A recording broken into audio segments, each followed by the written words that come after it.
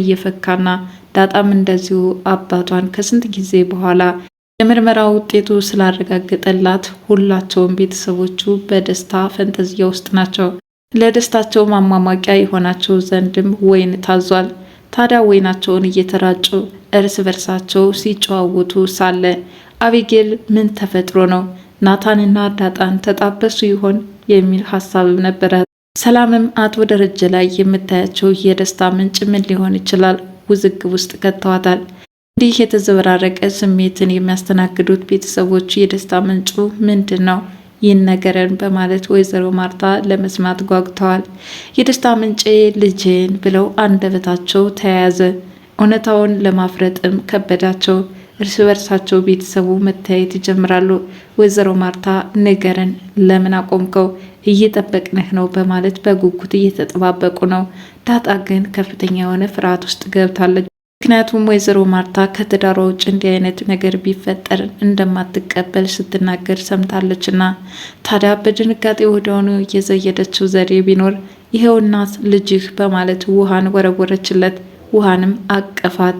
ይህን ወይ ሰርፕራይዝ አሉ ቤተሰቡም። ይህኔ አንዳች ሚስጥር እንደተደበቀም ተጠራጠሩ። አቶ ደረጀም እንዲህ በጭፈራ ሲያቀልጡት ቆይተው ወደ ስራ ቦታቸው በሚያመሩበት ሰዓት ዳጣ ተከታትላ አባዬ ጫማ ግዛለኝ፣ ልብስ ግዛለኝ፣ ብዙ የምትፈልጋቸውን ነገሮች እየዘረዘረችም እንዲገዛላት እየጠየቀችው ነው። በሀሳብ ሰመመንም ጭልጥ ብላለች። ዳጣ እገዛልሻለሁ አይክፋሽ በማለት ልጃቸውን ያበረታታሉ። ዳጣ ግን ተው በቃ እንደውም አልፈልግም ማለች። ሀሳቧንም ቀየረች። አሁን ግዛልኝ ብለሽ ሌላ ሀሳብሽን የሚያስቀይር ምን ነገር አገኘሽ በማለት ልጃቸውን ይጠይቃሉ። ዳጣም አልፈልግም ምንም ነገር አታድርግልኝ አለችው። ሰላም ቤቱን እያጸዳች አቤጌል ወደ መኝታ ክፍል በማምራት የደስታ ምንጫቸው ምን ሊሆን ይችላል? ምን ያህል ሲጨፍሩ የነበሩት ምን አግኝተው ነው በማለት ሰላምን ጠይቃታለች። ሰላምም ከአንቺ የተለየ ልሰማ አልችልም፣ ለማንኛውም ግን ጋሽ ስለተደሰተ በጣም ደስ ብሎኛል። ስትገምች ምን ሊሆን ይችላል አለቻት። ሊሆን የሚችለው ምናልባትም ጋሽ በስራው ስኬታማ ወይም የተሻለ ነገር አግኝቶ የሚል ግምት አለኝ አለቻት። ብቻ ግን በሰው ደስታ የሚደሰት ሰው ደስ ይላል። እናም የጋሽን ደስታ ሳይ በጣም ነበረ ደስ ያለኝ በማለት ለአቤጌል ነገረቻት። አቤጌልም እኔ ግን አይመስለኝም የሆነ ሚስጥር እንዳለ ይሰማኛል። ለማንኛውም ያንቺን የልጅ አባት የረሳውልሽ እንዳይመስልሽ ሳትነግሪኝ እንዳትቀሪ በማለትም አሁንም እያፈጠጠችባት ነው። ታዲያ ሰላምም እባክሽን የኔን ነገር እርሾ በማለት ነበር የመለሰችላት። ምጥንና ውሃ ወደ ውጭ በሚወጡበት ሰዓት የአቤጌልን አፍቃሪ አግኝተውታል።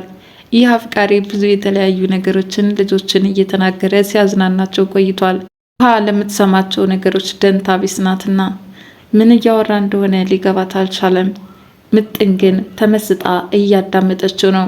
የሚነግራቸው ታሪክም ከህንዳውያን ፊልም ጋር የተያያዘ ነው።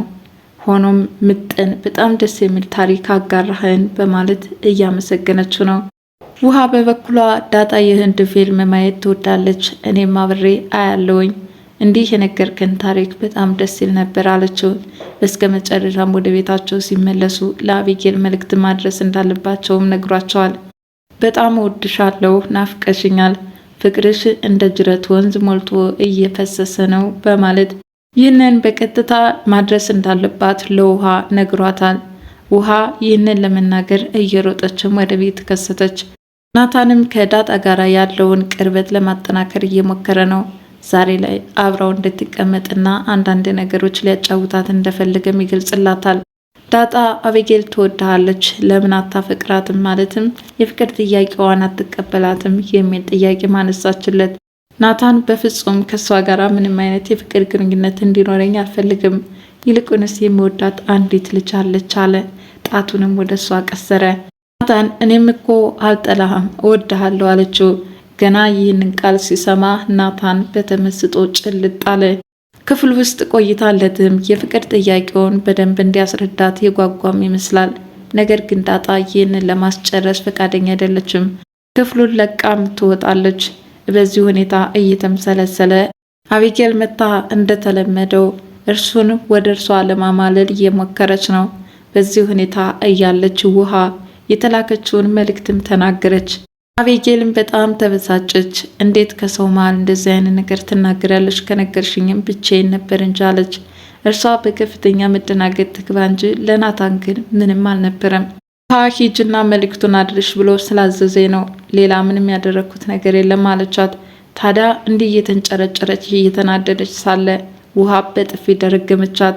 ወይዘሮ ማርታም ዳጣን ዛሬ ወደ ትምህርት ቤት ውሃን ስታደርሳት የሚመቷት አስቸጋሪ ልጆችን ለመምህሮቹ እንድትናገርላት እየነገረቻት ነው። ዳጣ ግን ለመምህሮቹ መናገር ምን አስፈለገ?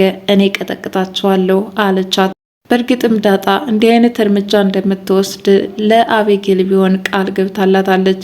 እንግዲህ የዲኤንኤ ምርመራው ውጤት ከመጣ በኋላ ቤተሰቦቿን ደንብ መቀራረብና ፍቅር መስጠት ትፈልግ ነበረ። ዛሬ ላይ አቤጌልን እባክሽን እንዳቅፍሽ ፍቀጅልኝ ብላታለች። ለምንድን ነው ይህንን ልታስፈቅጅኝ የፈለግሽው? ከኔ ምን አለሽ አለቻት። ዝም ብለሽ ልቀፍሽ አለቻት።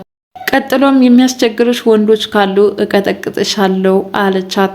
ይህንን ስትሰማ አቤጌል እንግዳስ ናታንን ቀጥቅጭው አለቻት።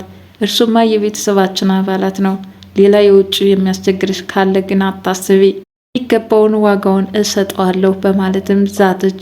ይህኔ አቤጌል ለማቀፍ ፈቃደኛ ትሆናለች። የሆነ ሚስጥር እንዳለ ይሰማኛል፣ ከመሬት ተነስተሽ ግን ልቀፍሽ ባላልሽ ነበረ በማለትም ነገረቻት። አቶ ደረጀ ከወደ ውጭ ሲመጡ አሁንም ፈገግታ ከፊታቸው አልተለየምና ወይዘሮ ማርታ ዛሬም እንደ ትናንትናው ጥርስ በጥርስ ሆነ መታል። ምንድነው የገጠመ ነገር? ደስታ ንገርንና እንጋራው፣ እኛም አብረን እንደሰት በማለት ጥያቄዋን አስከተለች።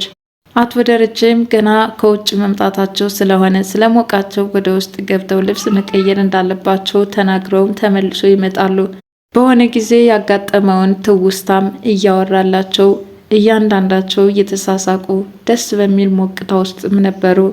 አቤጌልም ወደ አቶ ደረጀ ክፍል በመሄድ የሆነ ነገር እየፈለገች ነው። ታዲያ የአባቷን ኪስም እየፈተሸች ሳለ ይህንን የዲኤንኤ ምርመራ ውጤትም አይተዋለች። ሰላም ልታጸዳ ወደ ክፍል ስትገባ በጣም ተቆጣቻት። እንዴት ሳታንኳኪ ቀጥታ ትገቢያለሽ? በማለትም ግባ ቃላትም ተናገረቻት። ወዲያውኑ ሰላም ክፍሉን ለቃም ወጥታላታለች። እሱን ስትፈትሽም የሆነ ወረቀትና ብር አግኝታለች። ወዲያውኑም ለአባቷ ስልክ በመደወል አባዬ ገንዘብ ያስፈልገኛልና ከኪስህ የሆነ ገንዘብ ልውሰድ በማለትም ጠይቀዋለች። አቶ ደረጀ ግን በመብቷ ኪሳቸውን እንዳትበረብር ይልቁንስ በአካውንቷ ሊልኩላት እንደሚችሉም ነግረዋታል። ይህኔ አቤጌል ስልኩን ዘግታ ስትምሰለሰል ቆይታም ወዲያውኑ ወረቀቱን ተመልክተዋለች። ይህ ወረቀት ትኩረቷን ስቦታል። ለወይዘሮ ማርታ ለመናገር የፈሩትና ዳጣ ልጃቸው እንደሆነች ለቤተሰብ አባላቱ ለማስተዋወቅ ባድ የሆነባቸው አቶ ደረጀ ይህንን ውጤት ግን አቤጌል ተመልክተዋለች። ስለዚህ ለወይዘሮ ማርታ ቀጥታ የምትናገር ይሆናል። በዚህ ምክንያት ምናልባትም በትዳራቸው መካከል ከባድ ፈተና ሊያጋጥማቸው ይችላል፣ ወይስ ደግሞ ተመካክረው ይህንን አሜን ብለው ሊቀበሉት ይችሉ ይሆን? ፍጥጫው እንደቀጠለ ነው። እንግዲህ በዛሬው ክፍል ወይዘሮ ማርታ የዳጣ ልጅነት ያውቃሉ ወይም ይቀበሏታል አይቀበሉም ግምት ቢኖረንም ወይዘሮ ማርታም ሆነ የቤተሰብ አባላቱ እንግዲህ ዳጣና አቶ ደረጀ አባትና ልጅ መሆናቸው ገና እየታወቀ ነገር የለም። ነገር ግን ዳጣ ስለ አባቷ ያላት አመለካከትም ሆነ ቀረቤታ በወይዘሮ ማርታ ጥርጣሬ እንዳድርባቸው ሆኗል። ሆኖም አሁን ላይ አባትሽ ደህና ነው ወይ የሚል ጥያቄ ማስከትለው ነበረ። ዳጣም ሲሳይ የሚባል ስም እንደሰጠቻቸውና አሁን ላይ እስከ መርሳት ደረጃ እንደደረሰችም ተመልክተናታል። አባት ይረሳል ወይ? ጭራሽ አንቺ በዚህ ልክ እንዴት ልትጠይው ቻልሽ?